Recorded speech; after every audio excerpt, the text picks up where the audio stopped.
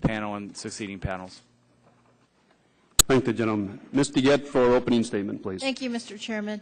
Mr. Chairman, as a mom, I spend a lot of time with people who are like me, people who are trying to raise their kids and do the right things. And unfortunately, even though in some prior life they may have been very interested in politics and public policy, they're more interested in the safety of their kids and making sure their families work.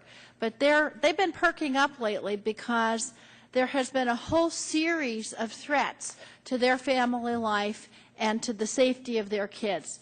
We dealt with the consumer product safety yesterday and the toy safety, but with food, it's just been one thing after another the last few years. First we had the spinach recall, then we had the peanut butter recall, then we had the pet food recall, and this saga of the Salmonella outbreak has been going on now since last spring.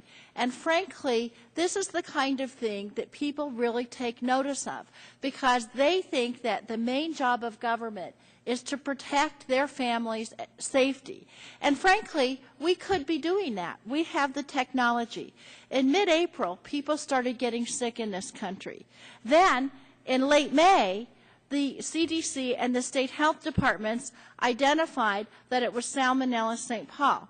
But not until June did the FDA warn consumers not to eat red tomatoes. And so consumers all around America quit eating tomatoes.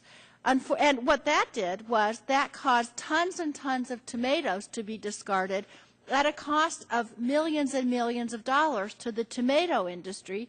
But now we learn in July, 4 months later, that, oh, it's probably jalapeno and serrano peppers.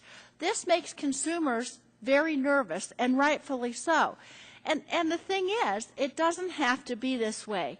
Many of you know that I've been working on food traceability issues now for about 6 years, and I have legislation, H.R. 3485, which would require the USDA and the FDA to get moving on a system to track food products throughout the supply chain. For a long time, I found a very difficult time trying to convince people that we should have traceability. They said, we can't afford to do that.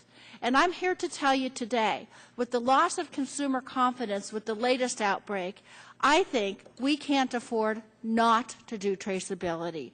We have the technology to do traceability for produce, for processed foods, for other types of foods. In fact, as we will hear today, the tomato industry and many other industries are using traceability right now.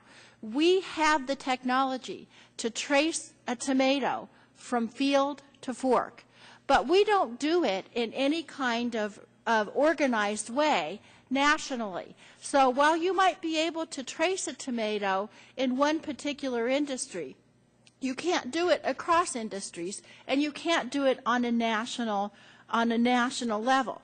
And so if we institute simply voluntary tracebacks, those programs will still have cracks, and all of the participants will suffer if an outbreak occurs. On the other hand, if we have a national system of traceability where we might not have just one system in place, but the systems are interoperable, then we will be able to effectively trace outbreaks. This will both protect consumers' health and it will protect business because we won't have overbroad recalls and we won't be losing consumer confidence in the system.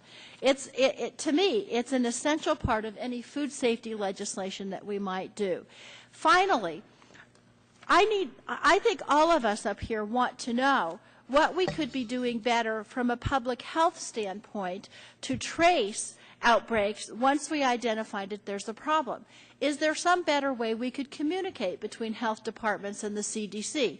Is there some better way we could communicate between the CDC and the FDA and the other various regulatory agencies? This isn't rocket science. We have the technology to do it. We have the know-how to do it. We simply need to have the will to make it work. And Mr. Chairman, I'm hoping this investigative hearing will go a long way towards making all of these things work together to protect consumers from unnecessary disease in foods and other consumer products. With that, I yield back. Thank you.